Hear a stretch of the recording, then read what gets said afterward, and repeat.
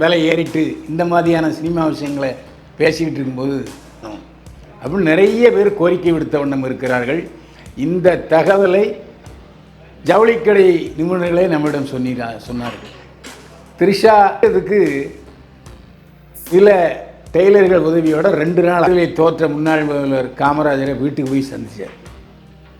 அதே முதல்வர் விஜய் அதே மாதிரி முதல் முறையாக பதவியேற்பு விழா ஆரம்பத்தில் பார்த்திங்கன்னா எல்லா முதலமைச்சருடைய காலத்திலையும் கவர்னர் உரையில் எதிர்க்கட்சி வெளிநடப்பு நடக்கும். அப்புறம் கவர்னர் பாதியிலே போயிருக்காரு. இப்படிலாம் கூட்டம். தலைவா என் புருஷன் ஜெயிலில் இருக்கான், தலைவா என் புருஷன் ஜெயிலில் இருக்கான், உங்களுக்கு தானே ஓட்டு போட்டேன்னு அந்த திட்டத்தை ரத்து பண்ணி விட்டார். தன்னுடைய என்னை வாழ வைத்துக் கொண்டிருக்கும் யூடியூப் சேனல் நேயர்களுக்கு நன்றியும் வணக்கம். பீப்புள்ஸ் டாக் சேனல் நேயர்களே, விஜயின் கோட்டு சூட்டும் த்ரிஷாவின் பட்டு சேலை பரபரப்பான தகவல்கள். எல்லாரும் இப்போதைய அரசியல் குறித்து பரபரப்பாக பேசி கொண்டிருக்கிறார்கள். ஜனநாயகம் ஓட்டிட்டு மறுபடியும் விலை ஏறிட்டு இந்த மாதிரியான சினிமா விஷயங்களை பேசிக்கிட்டு இருக்கும்போது வித்தியாசமாக சில தகவல்களையும் நாம் சொல்லணும் அப்படிங்கிற முடிவுக்கு வந்தோம். முதல்ல த்ரிஷா முதலமைச்சர் பதவியேற்பு விழாவுக்கு வந்த பொழுது ஒரு பட்டு சாரி கட்டியிருந்தார். அந்த பட்டு சாரியின் விலை 1,00,000 ரூபாய்.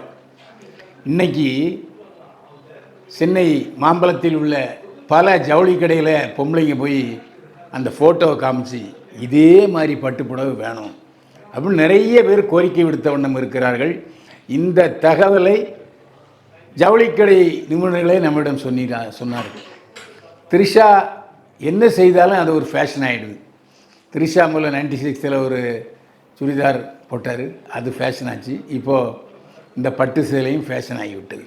சரி, தமிழ்நாட்டில் பதவியேற்றவர்கள் பெருந்தலைவர் காமராஜர், பேரறிஞர் அண்ணா, டாக்டர் கலைஞர், புரட்சித் தலைவர் எம்ஜிஆர், அம்மா ஜெயலலிதா உள்ளிட்ட அத்தனை பேரும் பதவியேற்பு விழாவுக்கு தமிழ்நாட்டு பாரம்பரியப்படி காமராஜர், கலைஞர், அண்ணா, எம்ஜிஆர் எல்லோருமே வேட்டி சட்டையில்தான் பதவியேற்றார்கள். முதல் முறையாக வெள்ளைக்காரன் ஸ்டைலில் கருப்பு பேண்ட்டு, கருப்பு கோட்டு, வெள்ளை சட்டையோட பவனி வந்தார் விஜய். சும்மா மாப்பிள்ளை மாதிரி வந்தார். எல்லாருடைய கண்களும் அகல விரித்து பார்த்தன. அப்புறம் இந்த ட்ரெஸ் கோடு எப்படி யார் வடிவமைச்சா அப்படின்னு சொன்னால், இப்போது முதலமைச்சரின் சிறப்பு அதிகாரியாக நியமிக்கப்பட்டிருக்கிற நிக்கில் பண்டிட் வெற்றிவேல் ஜோசியர் இதை சொல்லியிருக்கார். நீங்கள் கருப்பு ட்ரெஸ்ஸில் போங்க, அதுவும் கோட் சூட்டில் போங்க, அப்போ தான் அந்த உங்கள் மீது இருக்கிற அந்த திருஷ்டிலாம் போகும்னு இருக்கார். அதை பின்பற்றியிருக்கார்.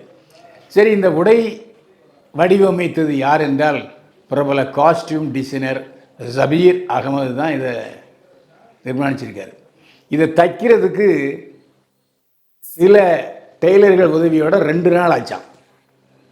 இந்த ட்ரெஸ்ஸோட மதிப்பு 40,000 ரூபாய்.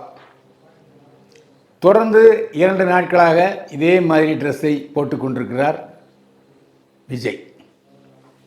தமிழ்நாட்டு அரசியலில் மட்டும் இல்லை, இந்திய அரசியல்லையே கோட்டு சூட்டு போட்டு பதவியேற்று கொண்ட முதல்வர் நம்முடைய மதிப்புக்குரிய விஜய் அவர்கள். எல்லா விஷயத்திலையும் பேசப்பட்டு விட்டார். அதாவது இந்திய தமிழ்நாடு சட்டமன்றத்தில் எந்த ஒரு முதல்வரும் கூட்டணி இல்லாமல் தனியாக போட்டியிட்டதே இல்லை. கூட்டணியில் போட்டியிடுவாங்க, ஆனால் தனியாக அமைச்சரவை அமைச்சிடுவாங்க. இப்படித்தான் பேரறிஞர் அண்ணா, டாக்டர் கலைஞர், புரட்சித் தலைவர் எம்ஜிஆர், ஜெயலலிதா எல்லோருமே கூட்டணி அமைத்து போட்டியிட்டு தனியாக அமைச்சரவை அமைத்துக் கொண்டார்கள். ஆனால் ஒரே ஒரு வேட்பாளர் நடிகர் விஜய் தன்னந்தனியாக போட்டியிட்டு 108 இடங்களை வென்றார், முதலமைச்சராக இருக்கிறார். இதுவும் வரலாற்றில் பதிவு செய்யப்பட வேண்டிய விஷயம். இன்னும் 200 காலத்துக்கு முதல்வர்கள் இருப்பார்கள், ஜனநாயகம் இருக்கும். அப்போது முதல்ல இந்த மாதிரி விஜய் தனியாக போட்டிட்டு ஜெயித்தார் அப்படிங்கிறது வரலாற்றில் பொன்னெழுத்துக்களால் குறிக்கப்படும். அப்படிப்பட்ட சாதனைக்குரியவர் விஜய். அது மட்டுமல்ல, பேரறிஞர் அண்ணா முதல்வராக பதவியேற்ற போது அந்த தேர்தலில் தோற்ற முன்னாள் முதல்வர் காமராஜரை வீட்டுக்கு போய் சந்தித்தார்.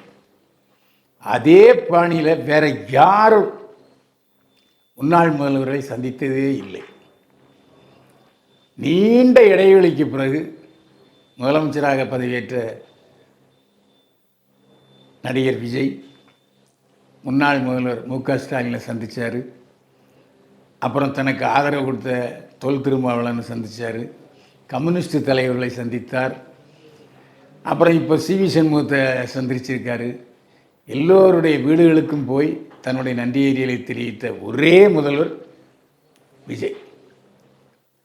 அதே மாதிரி முதல் முறையாக பதவியேற்பு விழா சந்தோஷமாக நிறைவு பெற்றது விஜய் பதவியேற்பு தான். இப்போது ஆளுநர் உரையாற்றப் போகிறார். முதல் சட்டசபை கூட்டம் நடக்குது. ஆரம்பத்தில் பார்த்திங்கன்னா எல்லா முதலமைச்சருடைய காலத்திலையும் கவர்னர் உரையில் எதிர்க்கட்சி வெளிநடப்பு நடக்கும். அப்புறம் கவர்னர் பாதியிலே போயிருக்காரு. இப்படிலாம் பல அசம்பாவிதங்கள் நடந்தன. இந்த அசம்பாவிதங்கள் எல்லாமே இல்லாமல், எந்த ஒரு அசம்பாவிதமும் இல்லாமல் அருமையாக கவர்னர் உரையாற்றுவார். அந்த கவர்னருக்கு நன்றி தெரிவிக்கும் தீர்மானமும் மகிழ்ச்சியோடு ஒருமனதாக நிறைவேற்றப்படும். அப்படிப்பட்ட சூழ்நிலையை விஜய் உருவாக்குவார். அதே மாதிரி முதலாக 200 மீட்டர் குறைவாக கட்டணம் வசூலிப்பேன் என்றதை முதல்ல கையெழுத்து போட்டார்.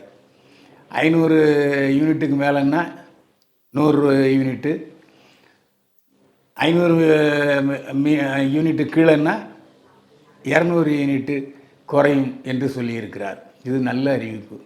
அது மட்டும் இல்லை, சிங்கப்பெண் போலீஸ் படையின்னு ஒன்று அமைச்சிருக்கார் பெண்கள் பாதுகாப்புக்கு. ஆரம்பத்தில் பெண் போலீஸுக்கு உத்தரவிட்டவர் முதல்வர் ஜெயலலிதா. போலீஸில் பெண்களுக்கான பங்கை உயர்த்தி வரும் ஜெயலலிதா. அதைத் தொடர்ந்து இப்போது சிங்கப்படை அமைத்திருக்கிறார். இந்த சிங்கப்படை ஏற்கனவே ஒரு படத்தில் சிங்கப்பெண்ணே என்று ஒரு பாடல் கூட பாடுவார். பெண்கள் பாதுகாப்புக்கு அறிவித்திருக்கிறார், அதை உத்தரவிட்டிருக்கிறார். அதே மாதிரி பள்ளி, சர்ச்சு, கோவில்கள், மசூதி அருகே இருக்கிற 717 கடையை ஒரே நாளில் மூடிட்டார். படிப்படியாக மதுக்கடைகளை குறைப்பேன், ஒழிப்பேன் என்று சொன்ன திமுக ஒரே ஒரு தடவை குறைச்சாங்க. அதுக்கப்புறம் பார்த்தா விற்பனை நேரத்தை அதிகமாகிட்டாங்க. அப்புறம் மது விற்பனை எங்கள் ஆட்சியில் அதிகமாக என்பதை பெருமிதமாக சொல்லி கொண்டார்கள். அது மட்டும் இல்லை, குவார்ட்டருக்கு 10 ரூபா கமிஷன் அடித்ததுனால தான் திமுக தோற்றத்துக்கு ஒரு காரணம். இப்போது அமைச்சர் ஆதவ அர்ஜுனா அநேகமாக மதுவிலக்கு துறை ஏற்பார் என்று சொல்லுகிறார்கள். அதாவது மதுப்பிரியர்கள் மதுக்கடைகளை ஒழிக்க வேண்டும், பூரண மதுவிலக்கு தர வேண்டும் என்பதுதான் பெண்களுடைய ஏகோபித்த எதிர்பார்ப்பாக இருக்கிறது. ஆனாலும் எம்ஜிஆரே மதுவை ஒழிக்க முடியாதுங்கிற சூழ்நிலைக்கு வந்துட்டார். எனக்கு தெரிந்து மது குடித்தால் 6 மாதம் சிறை தண்டனையும் போட்டார். 3வது நாளே எம்ஜிஆர் அலுவலகத்துக்கு மேலே பயங்கர கூட்டம். தலைவா என் புருஷன் ஜெயிலில் இருக்கான், தலைவா என் புருஷன் ஜெயிலில் இருக்கான், உங்களுக்கு தானே ஓட்டு போட்டேன்னு அந்த திட்டத்தை ரத்து பண்ணி விட்டார். தன்னுடைய லட்சிய நோக்கான மதுவிலக்கே விட்டுட்டார். சரி, அவங்க குடிக்கிறாங்க, வேறு ஒன்றும் இல்லைன்னு விட்டுட்டார். ஸோ அவரே எம்ஜிஆரே தோற்ற ஒரு விஷயம் என்னென்னா மதுவிலக்கு தான். ஆனால் இப்போது முழுக்க மதுவிலக்கு வர வேண்டும் என்று நாம் நினைக்கிறோம். அதை செயல்படுத்துவார் தளபதி விஜய் என்பதையும் நாம் நம்புவோம். அதில் எந்தவித மாறுபட்ட கருத்தும் இல்லை. இதில் முக்கியமான விஷயம் ஒன்று நம்ம சொல்லித்தான். ஏன்னா எப்போ பார்த்தாலும் பாராட்டு, புகழ் என்பதை விட சில உண்மையான விஷயங்களை சொல்லணும். விஜய் பதவியேற்ற நாள் அனைத்துலக மகளிர் தினம். அந்த மகளிர் தினத்தில் விஜய் பெற்றெடுத்த மகன், ஒரே மகன் ஜேசன் சஞ்சய் தன்னுடைய அம்மாவுக்கு அன்னையர் தின வாழ்த்தை தெரிவித்திருக்கிறார். ஆனால் அப்பா முதலமைச்சராக இருக்கார், அவர் வாழ்த்து தெரிவிக்கலை. இந்த தகவலையும் நாம் ரசிகர்களுக்கு சமர்ப்பணம் செய்கிறோம். எத்தனையோ குடும்பங்கள் ஓட்டு போட்டு வந்தவர் விஜய். ஆனால் அவருடைய சொந்த குடும்பம் அதான் ஆண்டவன் எல்லாத்தையும் கொடுப்பார், ஏதோ ஒரு குறையை வச்சிருவார். அந்த மாதிரி அந்த குறையும் நீங்க வேண்டும் என்று தான் நாம் விரும்புகிறோம். எங்களுடைய நோக்கம், உங்களுடைய நோக்கம், இந்த சேனலுடைய நோக்கம், அனைவருடைய நோக்கம் விஜய் தன்னுடைய காதல் மனைவி சங்கீதாவுடன் ஒன்றாக குடும்பத்தில் இணைந்து வாழ வேண்டும் என்பதுதான் நம்முடைய விருப்பம். அந்த விருப்பத்தை முதல்வர் நிறைவேற்றுவார் என்று நம்புவோம். ஏன்னா கோர்ட்டில் வழக்கு வருது, இதை கோர்ட்டுக்கு வெளியேயும் சமரசமாக பேசி தீர்த்து கொள்ளலாம். ஒன்றும் இல்லை, கணவன் மனைவிக்குள்ளே சண்டை வர்றது சகஜம். எல்லா குடும்பத்துலேயும் வீட்டுக்கு வீடு வாசப்படி தான். எந்த புருஷன் பொண்டாட்டிகிட்ட சண்டை போடல? புருஷன் பொண்டாட்டி சண்டைங்கிறது தலையினம் வந்துடுறது சரியாயிடும். அதனால் இல்லறத்தில் கூடலும் உண்டு, சாடலும் உண்டு. த்ரிஷாவை பொறுத்த வரைக்கும் விஜயுடன் நட்பாக இருக்கிறார் என்பது யாருமே மறுக்க முடியாத விஷயம். அது த்ரிஷாவே சொல்லியிருக்கார், என்னுடைய வாழ்க்கையில் நீக்கமர நிறைந்திருப்பவர் விஜய், என்னுடைய நண்பர் என்று சொல்லியிருக்கிறார். ஆனால் சமீபத்தில் அவர் நடித்து வருகிற படம் கருப்பு. சூர்யாவுக்கு ஜோடியாக இந்த படத்தை த்ரிஷா நடிச்சிருக்காரு. ஆனால் இசை வெளியீட்டு விழாவிலே த்ரிஷாவை கூப்பிடவில்லை.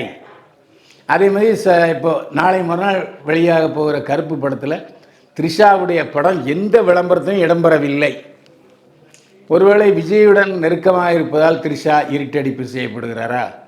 அதுவும் நமக்கு தெரியலை. இன்னொரு விஷயம், இப்போ எடுப்பில் சிவி சண்முகம் தன்னுடைய ராஜ்யசபா எம்பி பதவியை ராஜினாமா செஞ்சிருக்காரு. அந்த வாய்ப்பு தமிழ்நாடு வெற்றி கழகத்துக்கு தான் கிடைக்கும். ஒருவேளை எம்ஜிஆர் ஜெயலலிதா பாணியிலே எம்ஜிஆர் முதல்வராக இருந்தபோது ஜெயலலிதாவை ராஜ்யசபைக்கு எம்பியாக அனுப்பினார். அதேமாதிரி விஜய் த்ரிஷாவை எம்பியாக்கி டெல்லிக்கு அனுப்ப இருக்கிறாரா என்றும் சிலர் சொல்கிறார்கள். எனவே அது நடக்குமா என்பதும் தெரியவில்லை. ஆனால் த்ரிஷாவுக்கு உள்ளூர தான் சேவை செய்ய வேண்டும், அதற்கு அரசியல்வாதி ஆக வேண்டும், நான் முதலமைச்சராகணும் சிரிச்சுக்கிட்டே சொன்னார். எனவே முதலமைச்சராவதற்கு பதிலாக முதலமைச்சரின் தோழியாக எம்பியாக டெல்லிக்கு செல்வதற்கு வாய்ப்பு அதிகம். யார் தடுக்க போகிறா? விஜய் நினைத்தால் இது நடக்கும். நடக்குமா என்பது விஜய்க்கு தான் தெரியும். அதை நம்ம சொல்லிடணும். ஆனால் லேட்டஸ்ட் தகவல், ரஜினிகாந்த் கமலஹாசன் இணைந்து நடிக்கும் படத்தில் த்ரிஷா இவர்களில் யாருக்கோ ஒருவருக்கு ஜோடியாக போகிறார் அப்படி இன்னும் இருக்குது.